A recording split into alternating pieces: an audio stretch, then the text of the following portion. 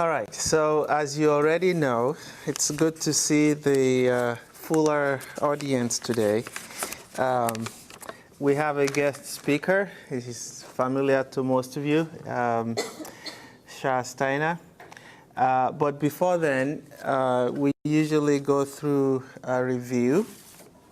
And I'd like to think a little bit about what we talked about last week. And also, this is a time for you to ask any question that may be on your minds. So we'll do that for about 5 to 10 minutes. And then I'll introduce the speaker. So, are there questions? I do get questions by email. That's also an appropriate way. But if it's something that we should share with the audience, with everybody else in class, it's a good time to bring them up again. So if you've already brought something up that's not clear, you can also bring it up again. Here are some questions from last time. This is an important topic regardless of where you are in your education in public health. Ethics and the regulations around it are always going to be important. There have been several missteps and atrocities in public health that makes it quite visible. So if we go wrong, it's always food for the press to catch up on and to threaten withdrawal of funds from public health activities. So last week we talked about the integration of human subjects into your grant proposals. It is possible to do research or practice in public health without involving human beings. It's very rare. Ultimately, the connection will be to people. But if you're working directly with human subjects, there are certain rules and regulations that you must follow and document in your writing to make sure that you are aware of those rules. So usually I ask for volunteers to answer these questions, and I know some of you are so eager to answer. But I want to know that those who I think should brush up on this have had the opportunity to do so. So the first question, what is the difference between the two categories of ethics in public health? I'm going to ask Sheena Amin. Is Sheena here? Did she drop the class? Anyone know? Okay. Not here again. Okay. Christelle. If you don't know, it's okay. You can just say, I'm here, I don't know. Is Christelle here? Apollinaro? No? Okay. Tallinn? Yeah, I'm here. Okay, what do you think? I don't know. You don't know?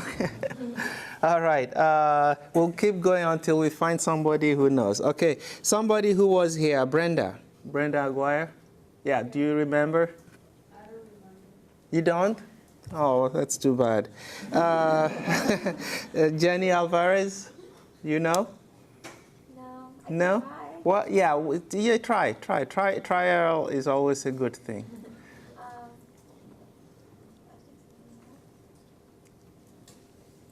Hard. Okay, let's try somebody else who wasn't here. Rebecca Beeman? Not here still. Okay. Jeffrey Bowie? Not here. Okay. Let's try somebody who was here. Raven? Yeah. Yes. I'm not sure. You're not sure. The two categories of ethics.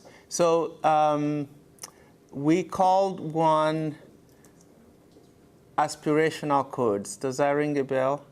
Things that we aspire to, but we don't necessarily enforce it, right?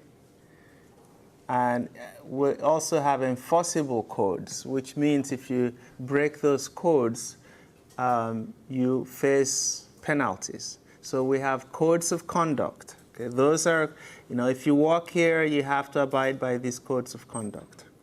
It's very different from aspirational codes where we aspire to certain standards, certain ideals. Okay, so those are the two main categories. Okay, so that's 10% of the class that we got to the right answer. Okay, is Paige here? Paige Cabano?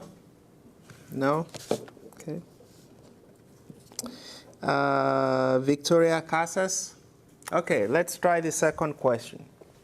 What are the benefits of establishing a code of ethics in public health practice?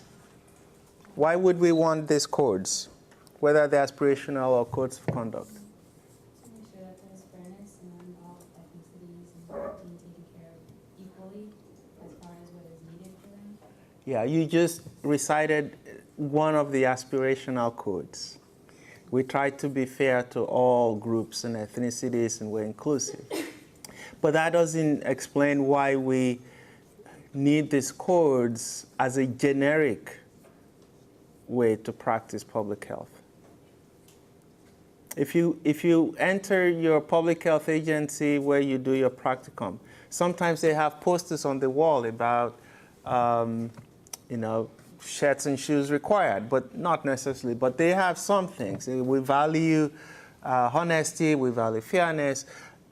If those posters are not there, it might be difficult for you to figure out exactly how to behave sometimes in a workplace, right? So the benefits of having a code of conduct, in fact, most universities have them for students. You know, when you are admitted, you maybe sign an honor code, right? What do those things do? What's the benefit of having such codes? Let's try other people. Victoria Casas, that was you. Okay, so thank you. Christiana Chan, okay, do you know why? This is in the slide. If you have the slides, you can read them off. Christiana is here, okay. Do you remember? Oh, take a guess. So it's part of number 2 still, right? Sorry? Number 2. Yeah, number 2. What's the benefit of having codes anywhere?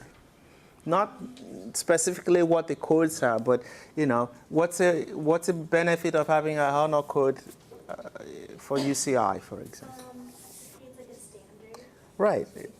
Yeah, they make everybody understand there's a standard, there's a baseline that we expect in terms of performance. That's a good answer. Any other answer?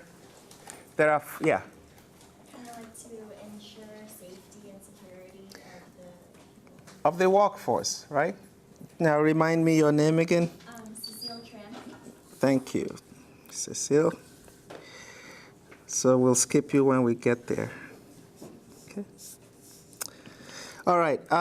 There are also other reasons, which is sometimes there are controversies. It's unclear how to behave, what the code should be. And so having a list of codes allow us to have a debate, a discussion about certain aspects of practice. So we don't all have to agree on what that code is, but having it posted means that for those who disagree, there's an opportunity to say, here's one particular item I disagree with.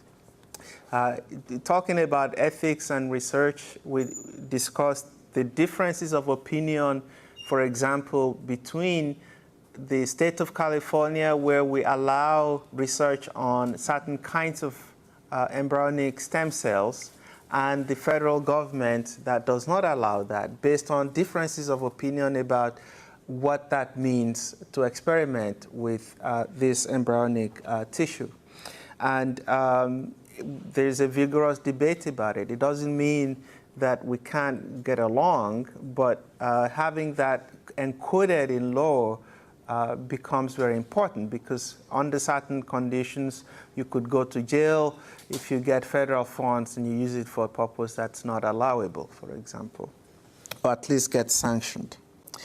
Okay, so there are many, many different reasons to have them. They establish standards, they allow us to have a common understanding, and they encourage debate. All right, let's try number 3, somebody who wasn't here last week. Devin Crothers? Not here again, okay. Sorry, Shah, we do this occasionally. Jeffrey Daggett? Not here. So there have been people who've missed half the class. I don't know that they'll pass this course. Rochelle Duong? Same people are not here every week. That's interesting. Jeffrey Fong? Here today. Okay, what do you think? Did you read the notes? No, I didn't. So you don't know this. How many aspirational codes are there that we talked about? 12, right? You should go back and read the notes, okay? So let's try those who were here, who remember that there are 12. Karen? Lee. Karen Chen, I'm sorry. Yeah, Karen Chen is, you. Yeah, you're here today, okay. You were here last week too. Do you remember one of, you want to tell us one of these? But you said there's 12 of them? Yeah, I didn't say, it said so on the slide. But somebody already mentioned being fair to other ethnicities and stuff. I just look up. Yeah, it's okay, it's okay. Tell those who weren't here last week. Is one of them the fundamental causes? Fundamental causes, what does that mean?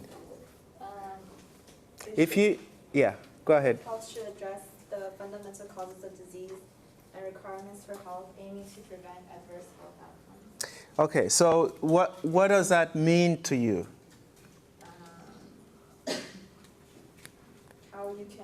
What you need to do to prevent bad health outcomes. Yeah. What does it mean to say fundamental causes? Why do you need to know fundamental causes to do good prevention?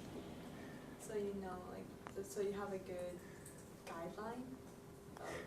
Yeah, okay, so the issue really is about the trust of the audience in your expertise, right?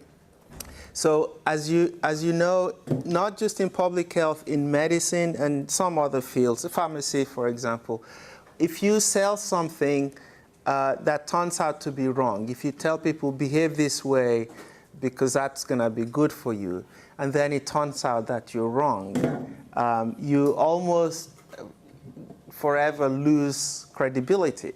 Okay? In public health, we're very, very sensitive about this because if we don't understand the cause of a disease, we cannot make recommendations about how to prevent it with certainty.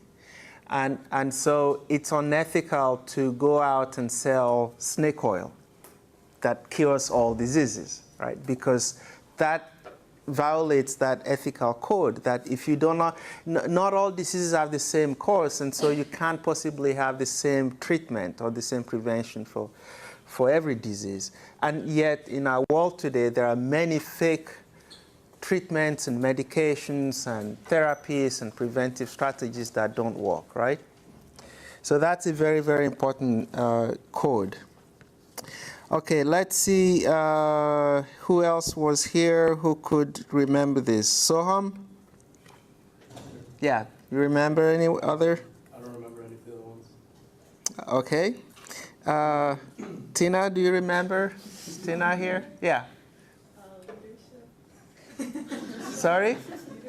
Leadership, that's not a code. That's one of the cross-cutting themes, right? By the end of this quarter, we'll learn something. Okay, Lydia.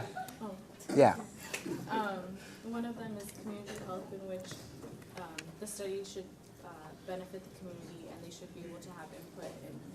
The community should have input. You should have consent of the community in every program that you implement to support the health of people in that community. And what we discussed last week was sometimes it's easy to get the consent of an individual. For a community, it's much more challenging because you don't really know the hierarchy, who to ask, who has the authority to give those kinds of consent. There are several other codes that we aspire to. A lot of it has to do with improving our knowledge constantly, so you can't be using old information to guide people. You have to do continuing education, for example. Make sure the workforce is trained in the cutting-edge disciplines of the field. There is something very passionate in public health about marginalized populations. Okay? We are very passionate about protecting vulnerable people because they're the least empowered to make a change, and they're the most vulnerable to the risk factors that we work on. And so one of the aspirational codes in public health is that we are constantly going after those risk factors and conditions that make the most vulnerable marginalized populations sensitive to disease. And that may be economic marginalization, it may be political, it may be a biological marginalization. If some people have a genetic predisposition to a disease, then we want to make sure that we account for their vulnerability in all of our public health programs. If a disease only affects 10 out of 1 million people, that doesn't mean we ignore it, right? That's an ethical aspirational code. It may be more difficult, more expensive, as the guy from Allergan talked to us about, but ethically we're bound to aspire to at least address those kinds of diseases as well, even though they affect very few people. So it's the point of these aspirational codes is not that you memorize them, it's more that you embed them in your own philosophy of public health practice. That is, you have them at the back of your mind as one of those guiding principles, set of principles that you use in your writing, in your speaking, and in your reports. Okay, let's go to number 4. In what ways are the confidentiality of participants protected in a public health study? Now, you can't graduate from UCI, bachelor's in public health, and not know the answer to this. It's embarrassing if you don't. So this is the time to admit that you don't know it, and then go back and study it, okay? Because this can cost you your job in many places, right? So, what are these ways? Let's see those who aren't here, because they need to be the ones to really go back and study it and hear it many times. Andrew Ho, we already said you're not here, right? Oh, I'm here. You're here? Yeah, today, gone tomorrow. Okay. What do you think? How do you protect confidentiality? I'm not sure. You're not sure. You have to read this, okay? Just wait. Thank you. Belém Gomez, not here either. Okay.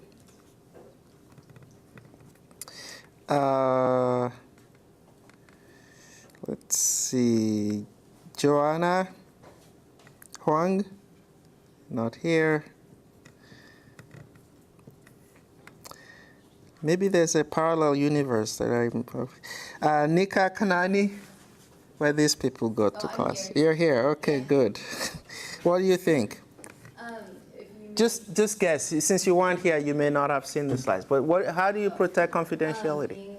making sure if the responses are anonymous, or if you're conducting a study, like not linking study answers or asking certain questions that would reflect on the person's identity. Right.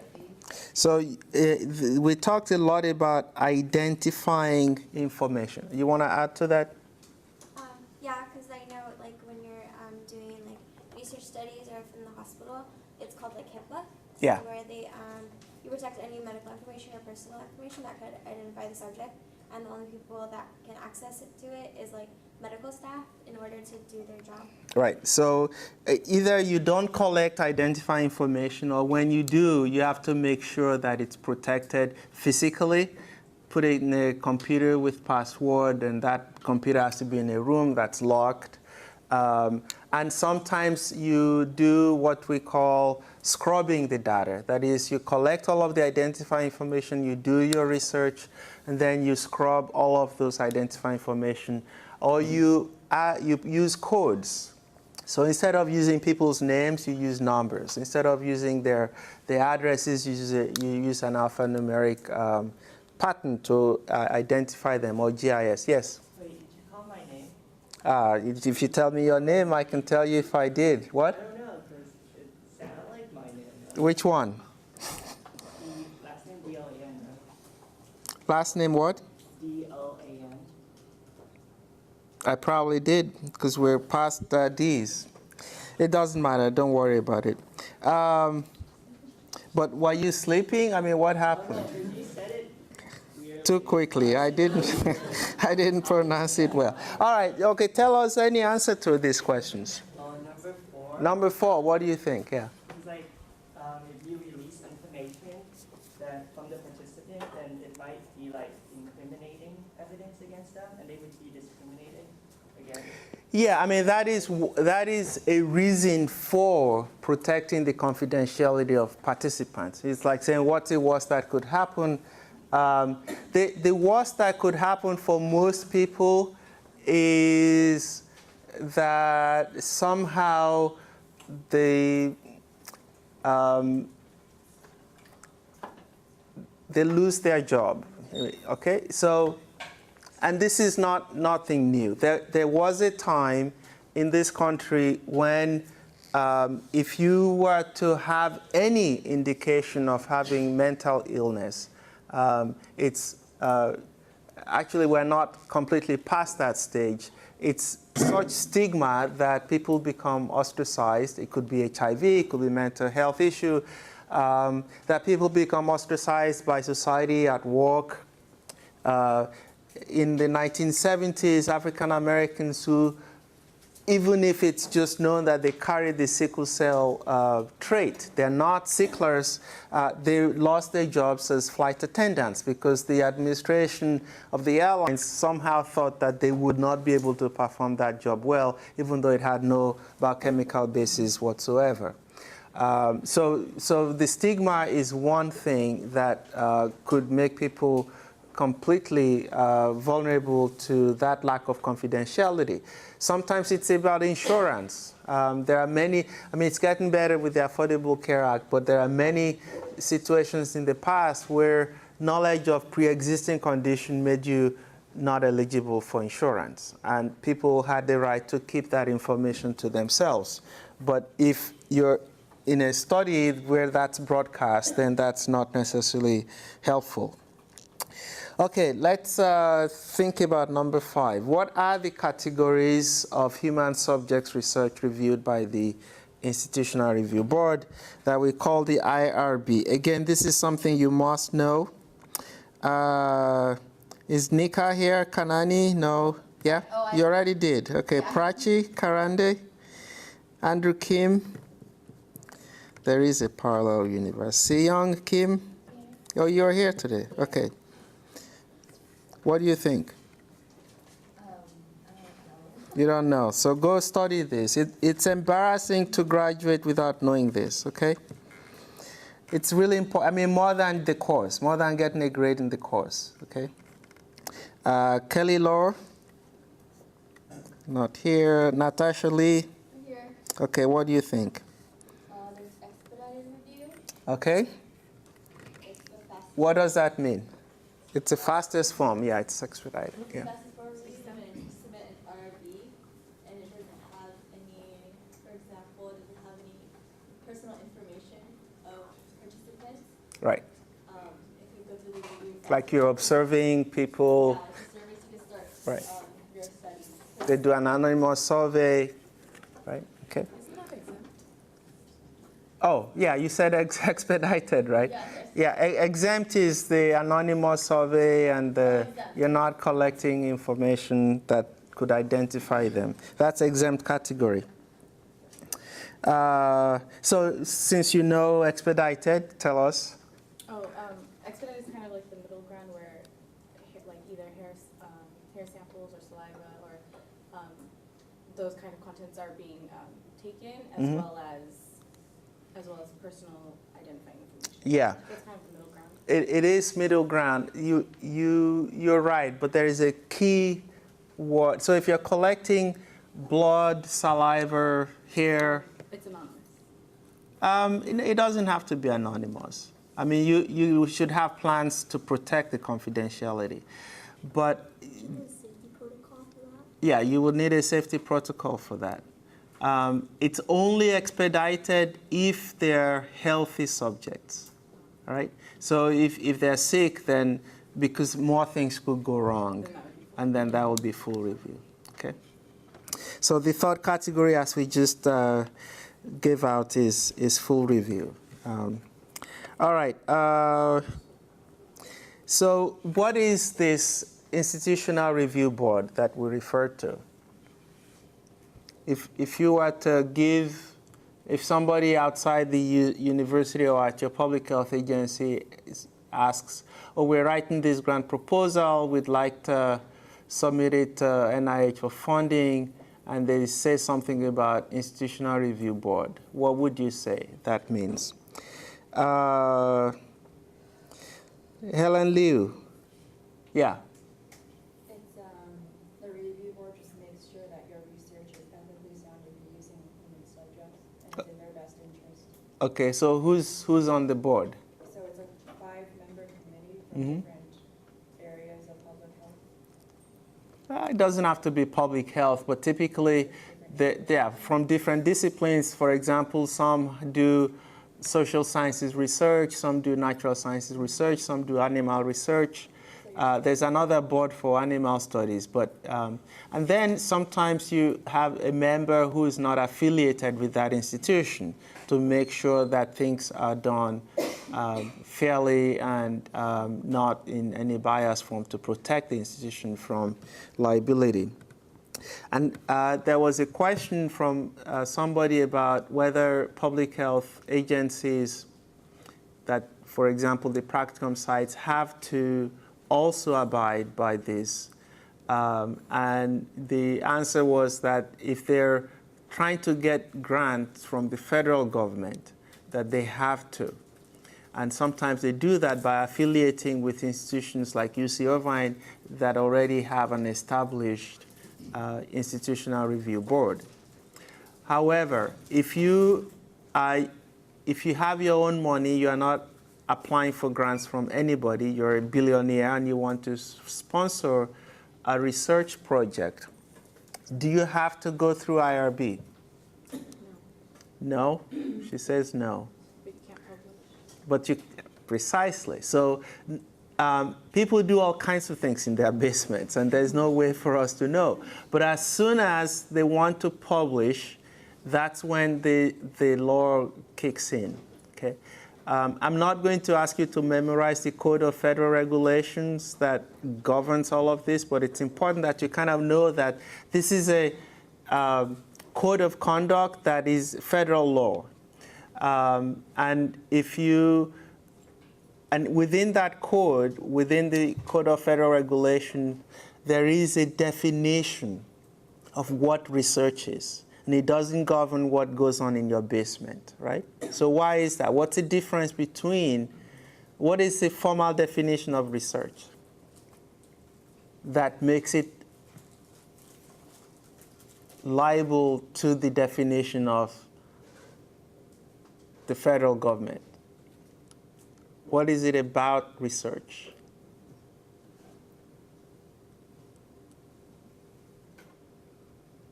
If I ask, okay, let's keep going. Fabio, are you here? Yeah. Okay, what is research? How do you define research? Studying anything that isn't too well known and you're trying to find kind of either a correlation or something new about the topic. Yeah, studying something that's not too well known. That's a literal definition. But if you find out something and somebody says, well, that's your own perspective, would you still call that research? Well, it has to be a repeatable experiment, and then people have to get the same results that you did. Absolutely. So in the Code of Federal Regulations, there is that word generalizable. Okay? That's what distinguishes what you do in your basement and you don't publish, and research, where you're trying to say, if anybody else anywhere in the world repeats these same procedures, same research, they'll get results like mine. Okay, that's what makes it necessary to have these regulations, that we don't just publish something that's not reproducible. And publication means you're putting it out there for everybody to try out, and that means it's subject to this. And that's why we have that bottleneck at the point of publication, because by crossing that barrier, your work is out there for everybody to see. Okay, thank you. Anything else that we covered last week that people want to talk about? Okay. Yeah, questions. So when we say that would include like a newspaper published? Anything that's archived. So it's a fine line. I mean, people do self-publish. I can print my own book and distribute it, right? Okay. And there are people who do that with, if I have money, I do my own research. I decide to have my own journal, and then I say that it's published. But there is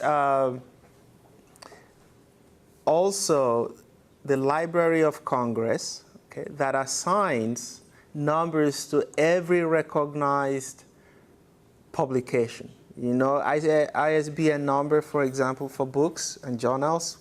Newspapers also have that. So there is a way you have to still go with the system. So if you're just publishing your own thing, okay, and you're not willing to go by the procedure where you register with the government, either nationally or internationally, then you're just distributing pamphlets to your friends and nobody really cares. But if you publish by yourself, and in there you publish what we call incriminating information. Let's say you experimented with people and they died, right? Then you become liable under the criminal code, okay, as opposed to under this research code.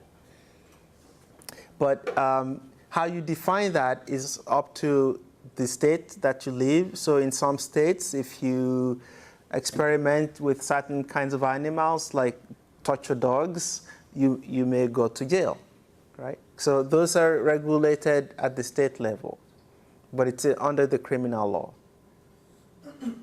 But then FBI will come after you and figure out whether it's fiction or reality. Okay, any other question? So I'm going to go through this very quickly. I know this is not exciting for a cameraman, but we'll do it. Is Jennifer here? Jennifer Nguyen? Lena? Yeah. Okay. William O? Yeah. Okay. Kevin Onishi? Not here. John? Ora? Nina Parikh? Wayne Park, Jessica Peng, Lynn Pham, Alexandra Rickard, the same people every day. Is Kathleen Fan here? Yeah, she was here last week too. Natalie Rivad, okay, you're here today. Thank you. Tara Rodas, Alicia Rodell. Okay, Suraj, Emily Seto, here today. Neha, Shamar, no. Jas is here. Kiara, Shamili, thank you. Samuel, here. Yolanda Vargas. Cynthia Wu, not here. Andrew Young, Christel Yi, here. Thank you. Gloria Yi, here. And Weisha Zhao. Here.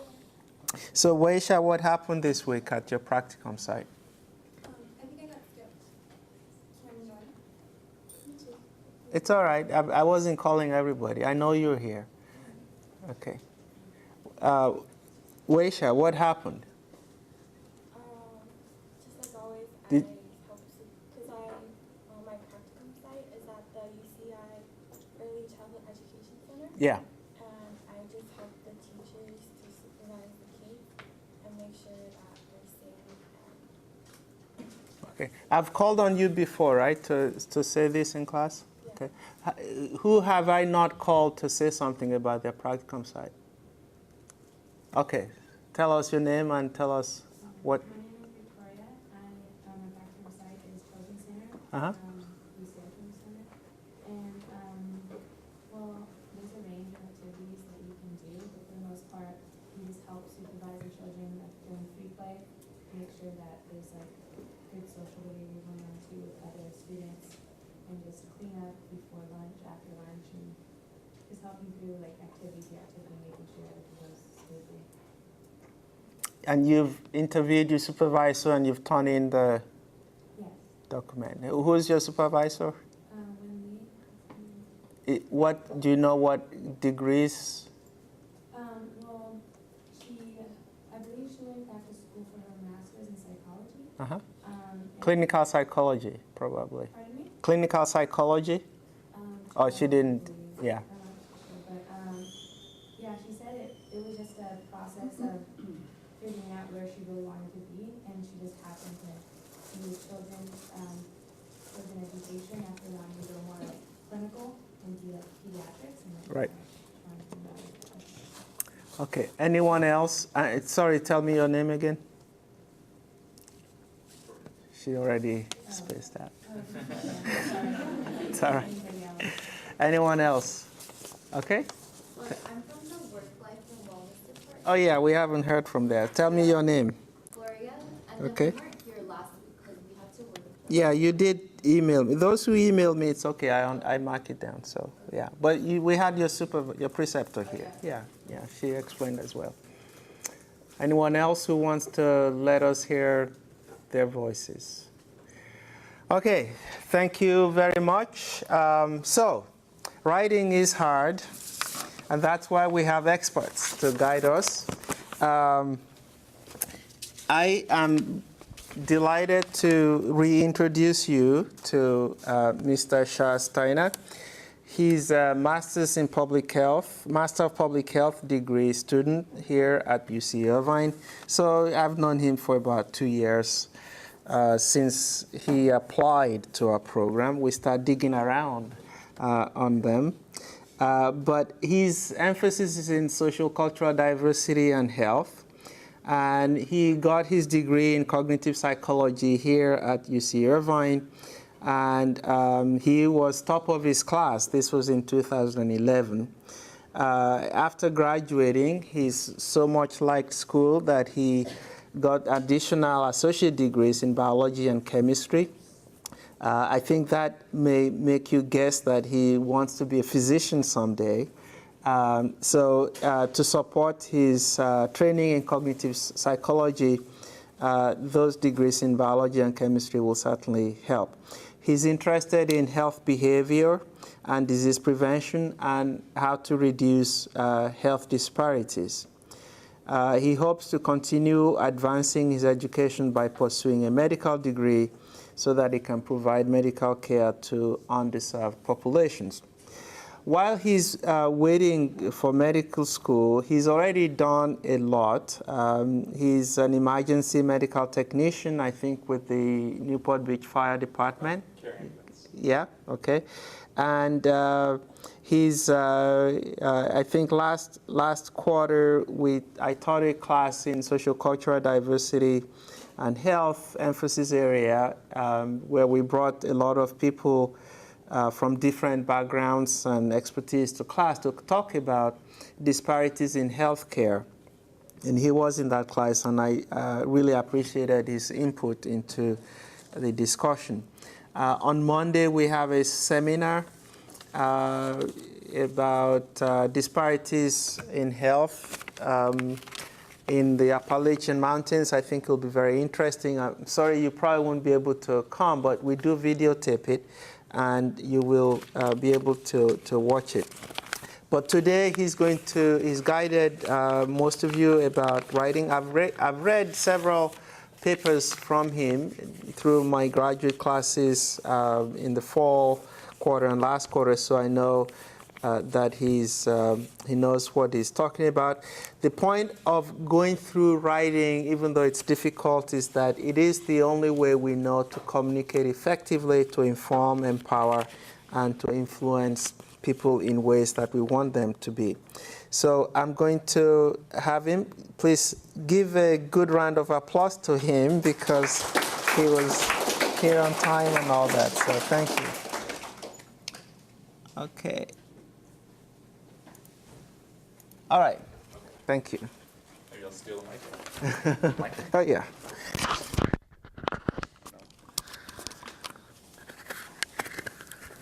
I don't know how much you guys will need it. I'm usually pretty loud, but hopefully this helps the camera pick it up. So again, this is just a review of some of the topics that we discussed in our class. Kind of put it together in like a more concise paper from the survey, so you guys wanted to hear more about the content of scientific journal writing. Maybe if we have time, we can get to some style aspects of scientific writing. So some of these components were adopted from actually the Bates College reference link I provided you guys from the Department of Biology on how to write a scientific paper. So just giving them acknowledgement for that. Okay, so why write in scientific journal format? So the two main reasons that it's good for you and good for the reader. I mean, those are very general, broad reasons, but what it comes down to is that you're providing a consistent format for readers, and that allows readers to quickly get the information they need. If we know what to look at, I mean, for example, if it's a car, you know the steering wheel is right where the driver's seat is, the glove compartment's right where the passenger seat is, the trunk's in the back, and the engine's in the front. That allows you quickly to look wherever you need to go to look and assess those components. And so that's true when it comes to a reader. They want to know quickly where the charts and tables are, where your results are, a little bit about the abstract to see what a short summary about this paper is that you guys are writing. A little bit about the introduction, background, that's going to be in the introduction. So all these components allow the reader to quickly get what they're looking for. And if they're interested more in depth, also they can look in those sections for more depth. It's good for the writer because this consistency means that you guys have better papers. When it comes down to it, it's not changing every time you write one paper to another.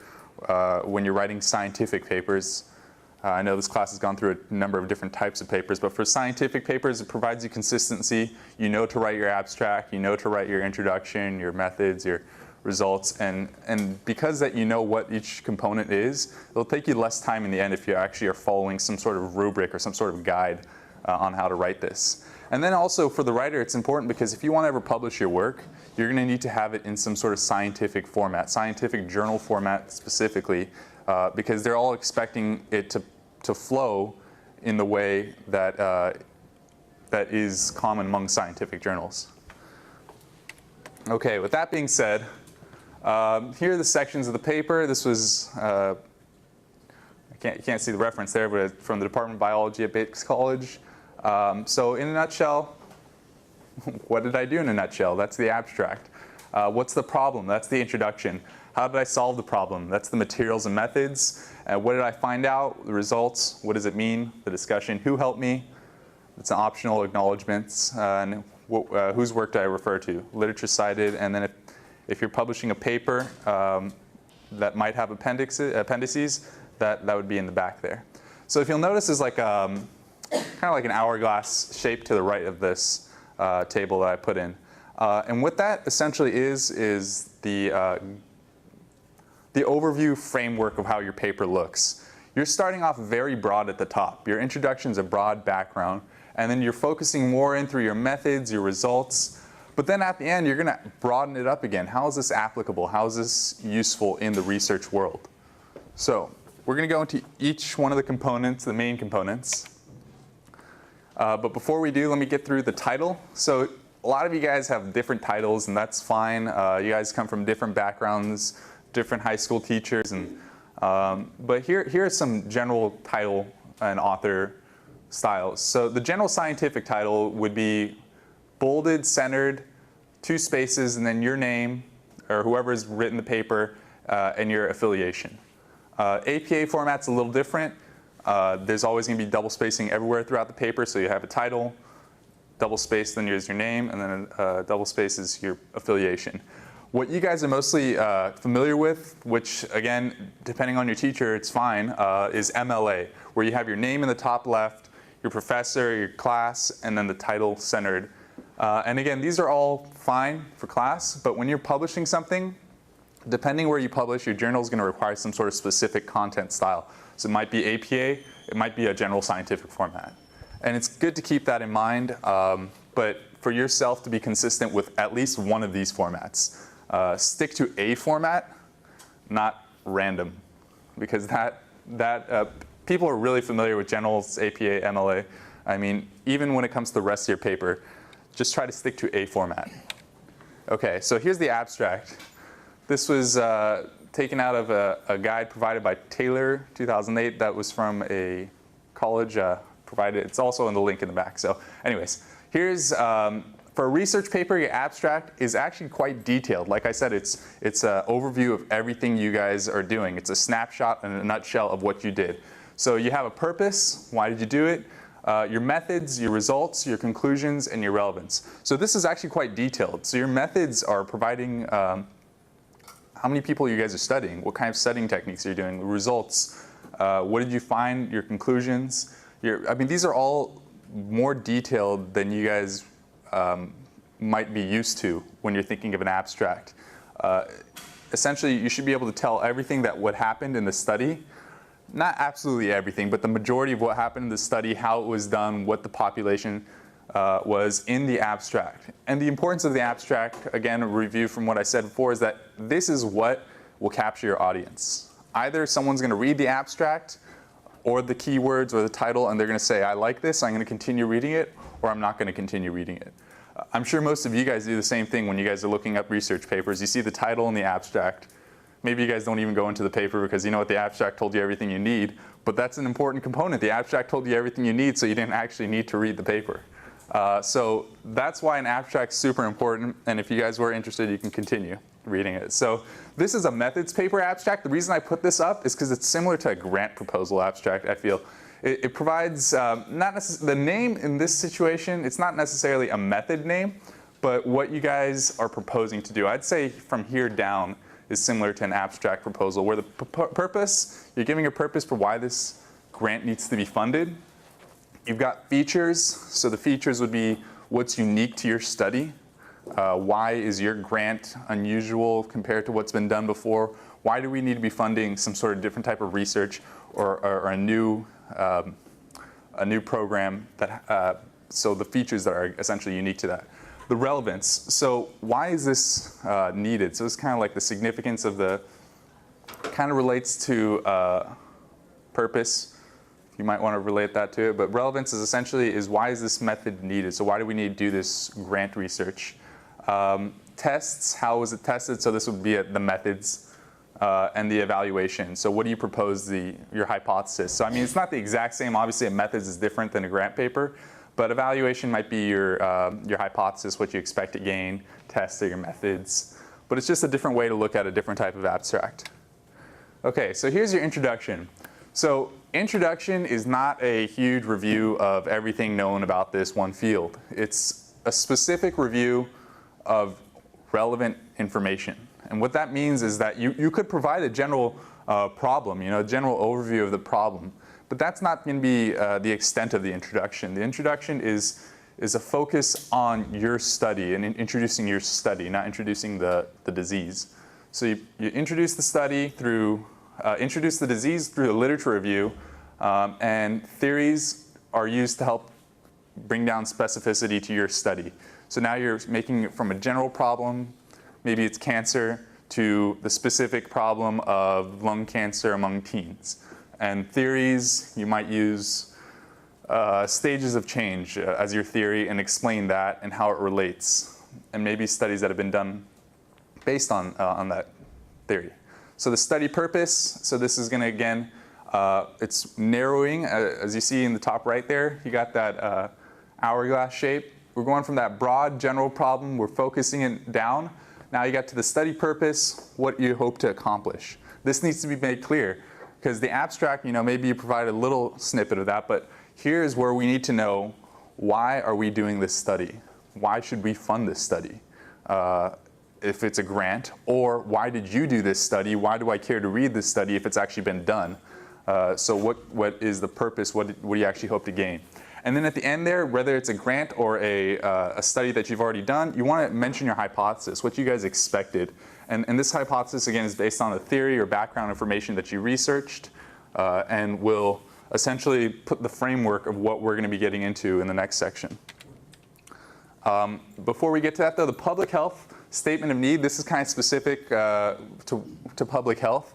Often you'll see the background or the statement of need include components such as number involved, how many people are diseased, the prevalence or the incidence, new cases. The costs, what is either the cost for the specific disease or the burden to society, potential for spread. Is this something that should be worried by individuals maybe in, I don't know, the CDC, who are concerned that person-to-person contact might be an issue? Long-term consequences. Is this something, again, that can either spread and become an epidemic, pandemic, or is this something that is very specific to the population? I mean, are we going to gain some information? This is all related to the statement of why we need it. And then populations involved, maybe there are disparities, are there vulnerable populations? Kind of ties back to the ethics component that Professor Dele was talking about. Okay, so here's a background, example background. This is actually, I just pulled it out from last week. They published this in the Lancet. This is, I think, kind of like their abstract version, but from this alone, you can see that a lot of information is provided. So I'm just going to read it out loud. As a component of thyroid hormones, iodine is essential for fetal brain development. Although UK has long been considered iodine replete, increasing evidence suggests that, it's hard to read from the side, I'm going to hold on one second here, suggests that it might now be mildly iodine deficient.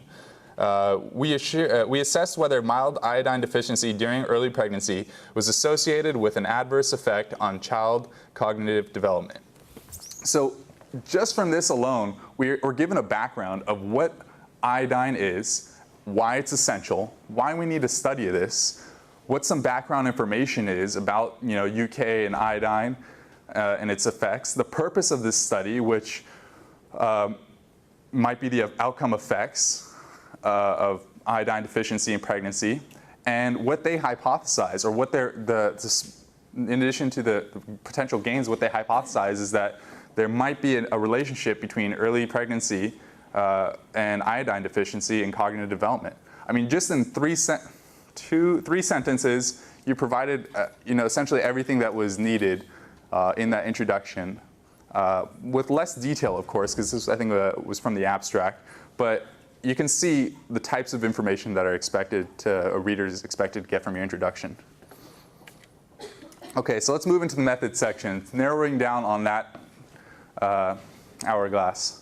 So your methods, headings are an important part of everyone's paper. I know we can go more into that if we get to the style component, but headings are crucial because essentially without headings, you're reading one huge paragraph. For the reader, it's Professor Sorkin through the Department of Medicine. If you ever go to the grad school here, she teaches an evaluation class that's excellent. She likened headings to road signs. Without road signs, you're going to be just driving and driving. You don't know where you are, where you're going.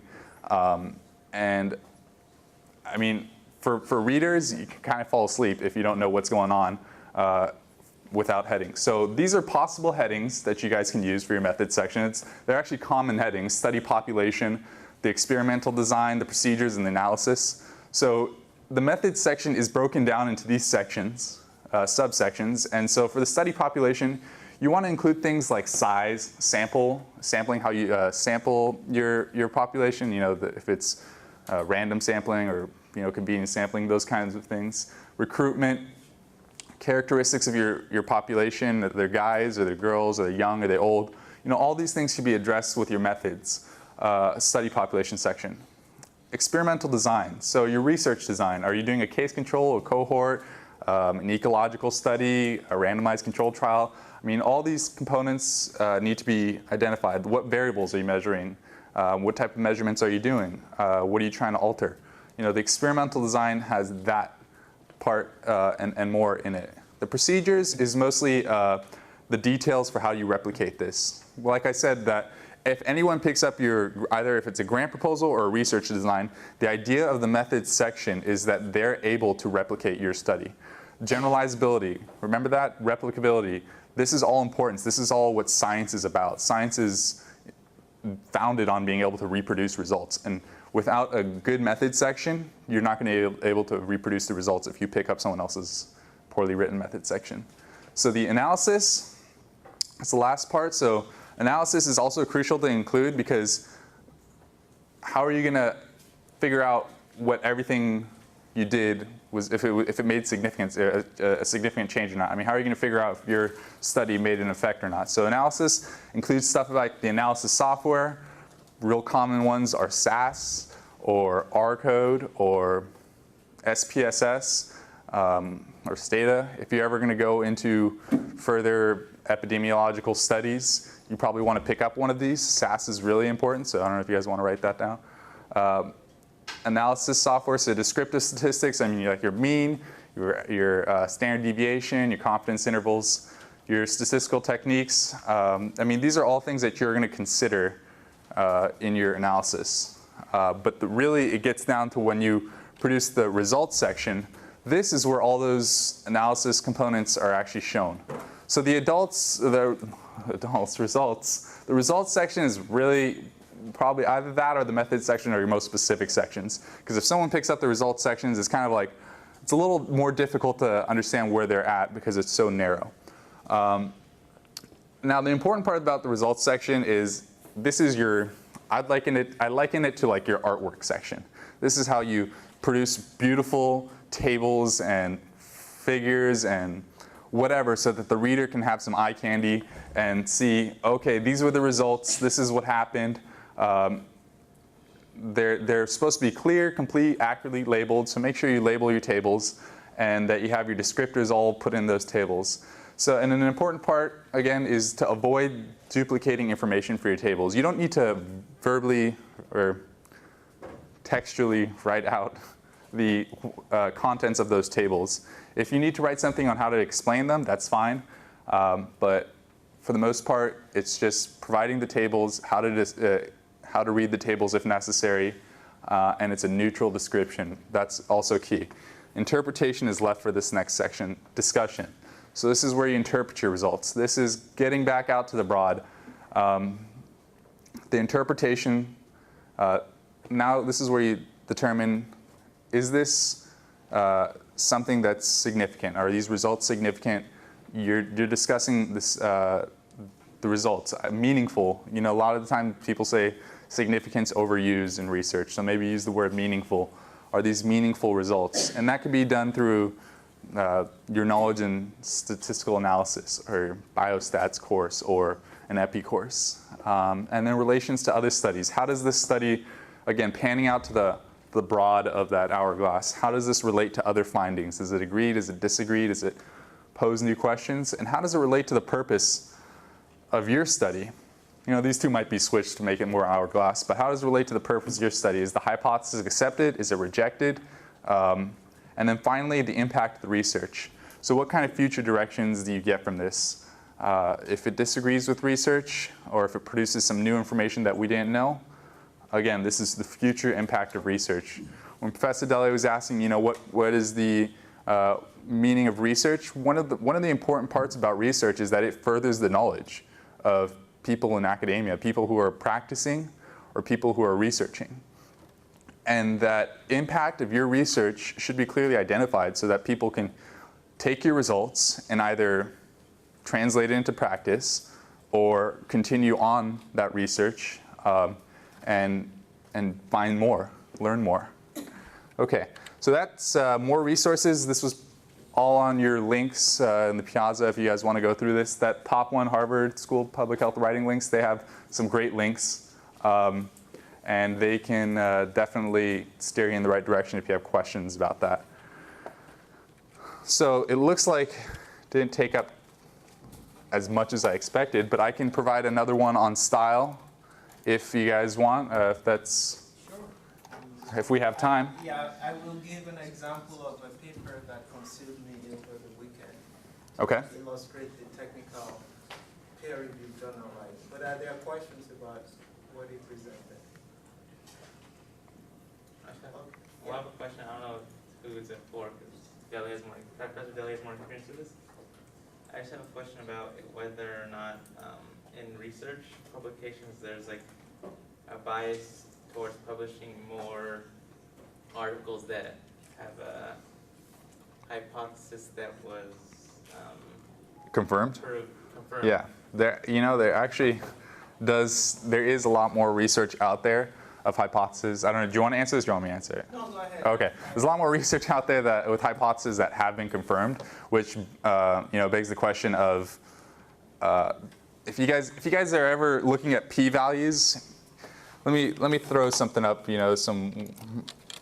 some food for thought. Dr. Timberlake here at the university, provided some really good information on epidemiology studies. And if you think about a p-value, so the standard significance or meaningful p-value is 0.05.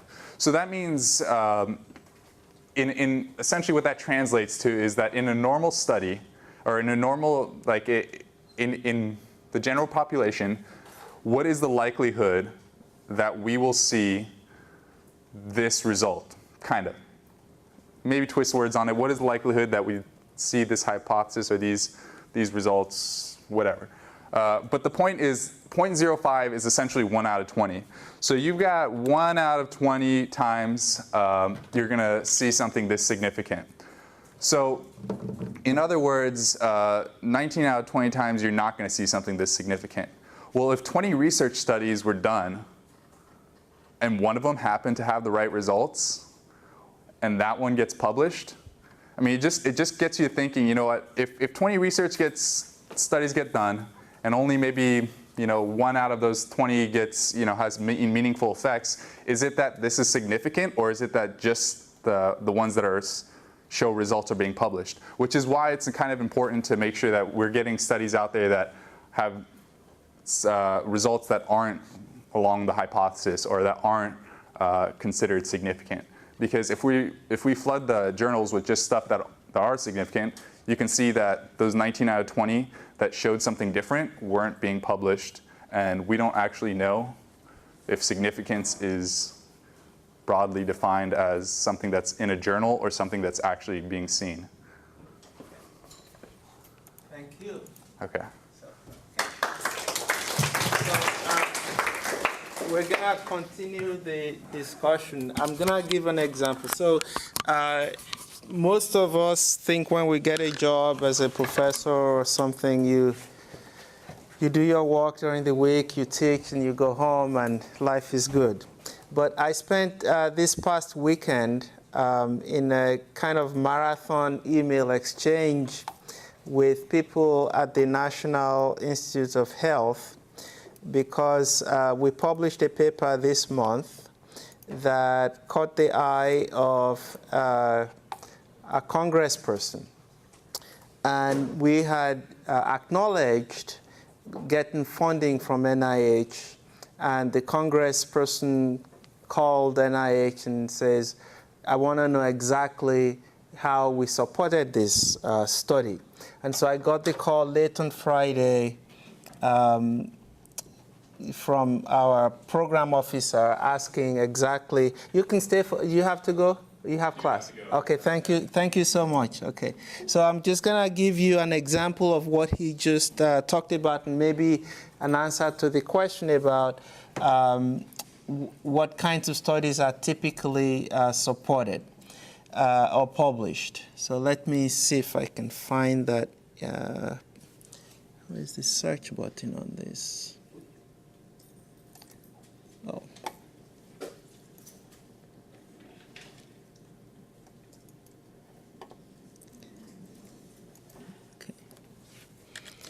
type my name, ES and T.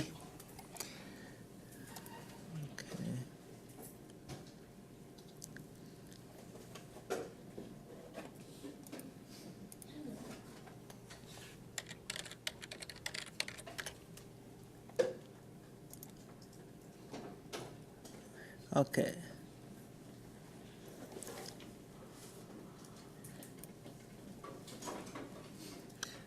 Okay, so this is how many of you participated in the undergraduate research opportunity symposium? Okay, did you give a poster or a talk? Poster. A poster. And are you hoping to turn that? Are you going to submit to the journal, undergraduate research journal? Yeah. So you're already familiar with this process of writing the abstract, the methods, but not everybody in this class is going to go through that. If you haven't done PubHlth 199 or 198 with a faculty member, you may not have the opportunity to write this kind of technical article. But the skills are the same, whether you're writing for a grant proposal or a peer-reviewed journal article. So this paper, this is my graduate student and postdoc, and we had been working on this for about 4 years, and it was published this month. And it addresses a topic of, in your pockets, you have cell phones. The laptops that I see, they all use lithium-ion batteries, right? These are the new kinds of batteries. And we had moved away with these gadgets from nickel metal hydride, from batteries that contain mercury, in part because those batteries are not efficient, but they also contain a lot of toxic metals, toxic chemicals. And we essentially proposed a hypothesis that these replacement lithium-ion batteries, they may be better, but they are still hazardous, and people should not throw them out into the trash, because otherwise they go into landfills or incinerators. And we wanted to find out what would be the risks from doing so. As it turns out, the US Congress already has several bills where they're looking at regulations for what we call universal waste, which are waste you can store in your house until they get to a certain level, and then you take them to a disposal facility. But there are really no regulations about lithium-ion batteries except for when they're being transported in large numbers for sale or for storage.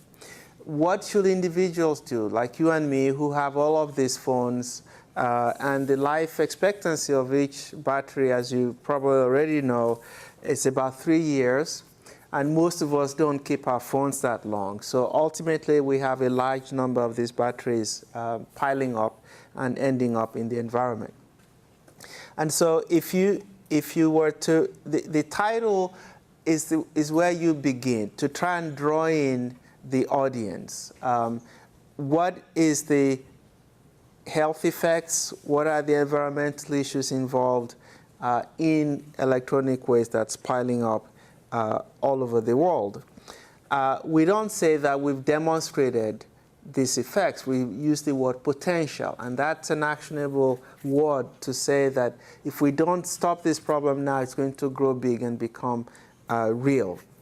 And in the abstract, you would see this particular journal requires that we have a diagram that kind of captures what the study is about.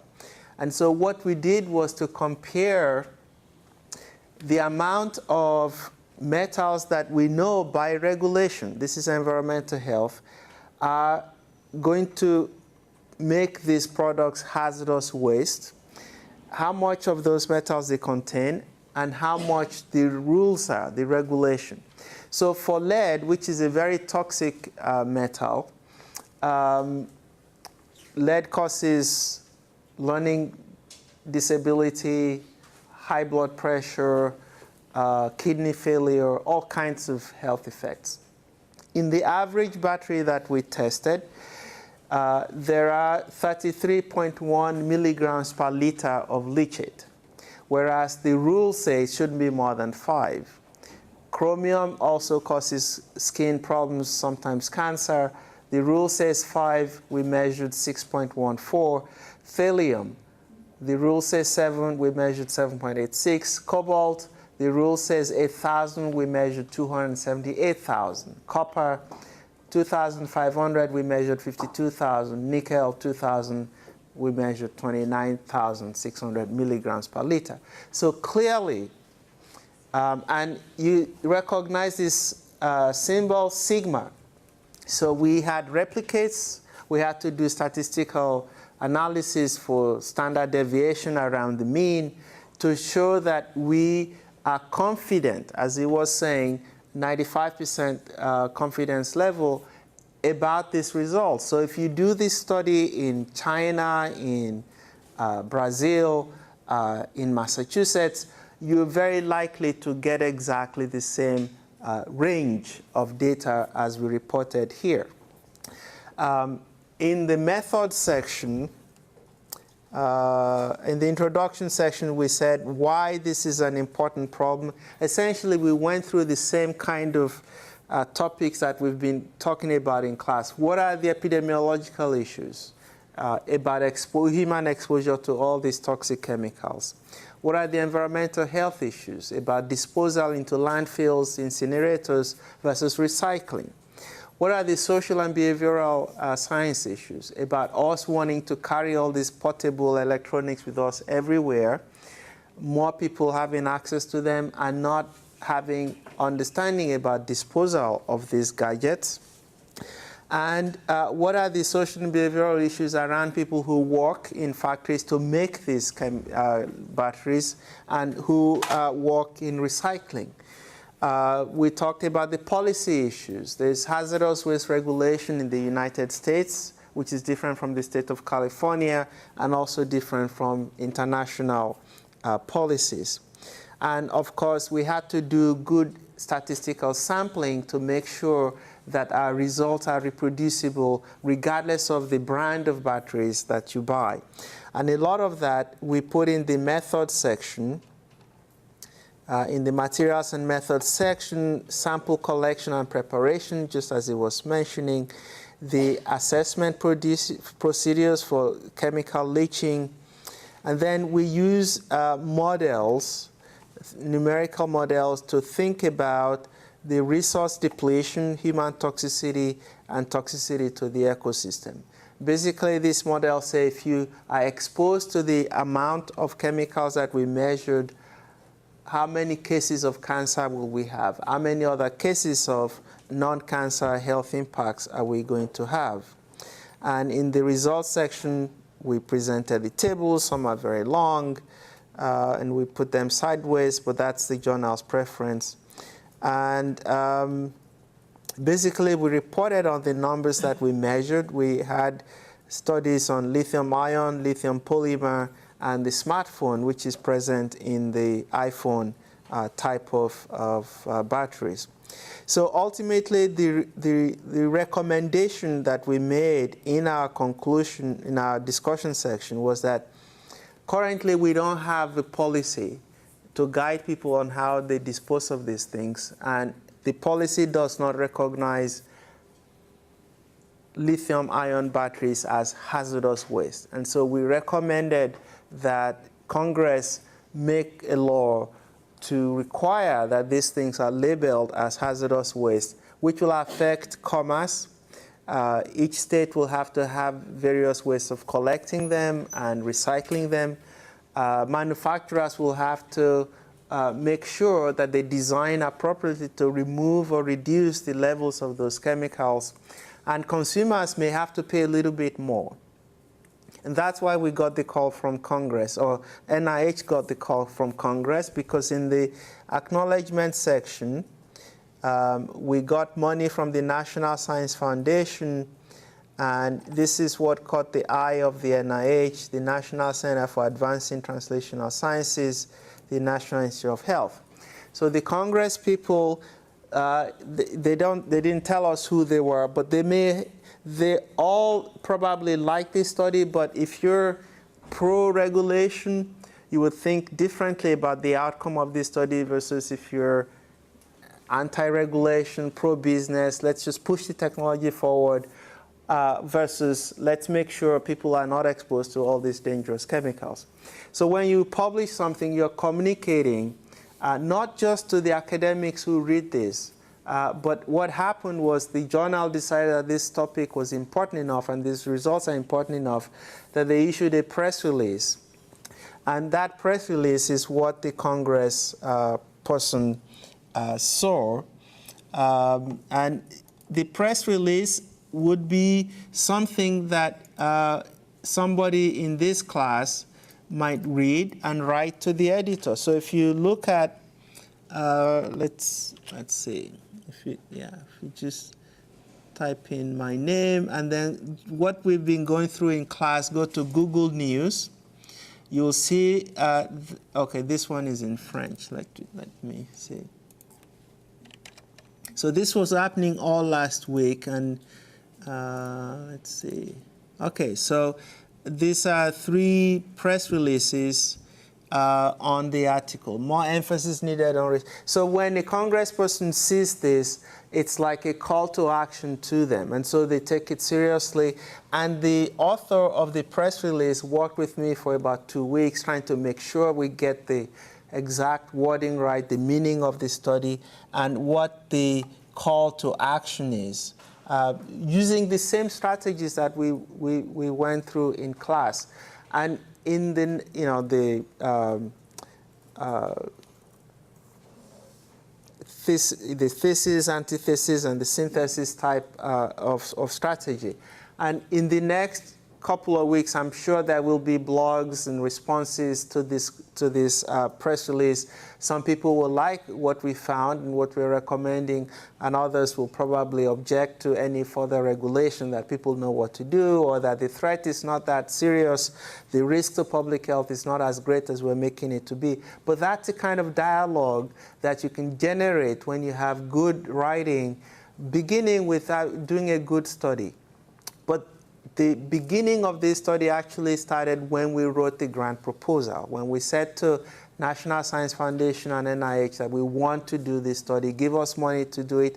We did it, but if we don't publish it, nobody will know about it. If we published it and nobody read it seriously, or we don't write it well, the press release will not come out. And if the press release didn't come out, Congress will not find out about it, and we would not have reached the audience that was important. So when I put this inform, empower, and influence, it's a real outcome of writing well, doing a good study, and then following up with the writing that communicates effectively. And sometimes you have to work with professional writers, as I did with the person who wrote the press release from the journal, to turn your results into something that will appeal to the audience that can actually influence the decision. So I thought I would give that example as a follow-up to Shah's presentation on the forms of technical writing. It actually does help in reality that this makes a difference. Now, we probably, as I said, we were doing the study for 4 years or more. And in doing a study, you want to be as unbiased as you can in terms of sample selection, your analysis of the data, and in the way you write it. What if we didn't find any toxic metals? Okay? Would we still be able to publish this work? This was your question, Sam, right? It would not be as exciting for me to write it. I mean, that's just the truth. And there are many, many experiments that we've done in the lab that are not published because it's not there's nothing to say. So there is a bias in the published literature because the whole enterprise is set up to advance knowledge. Okay, we didn't have a policy on lithium-ion batteries because the assumption was that they are safe. Okay, what this study did was to show that that assumption is wrong. So there was something new to contribute. If we didn't find anything new, then the assumption will be right, and an editor will say, yeah, we knew that anyway. Why did you do this study? Even though it was an assumption. There are people who want us to publish those negative results kinds of data, but there's just not enough journals to accept those kinds of work. It doesn't mean you shouldn't do it. It just means you should do more studies so that you have the chance of finding something that's new and different and advances the knowledge, and those will get published. I hope that answered your question. Yeah, okay. Any other questions about this? Okay, thanks for your patience. We'll see you next week. Presentations will occur next week, and your grant proposal, the final one, on June 6th. Okay.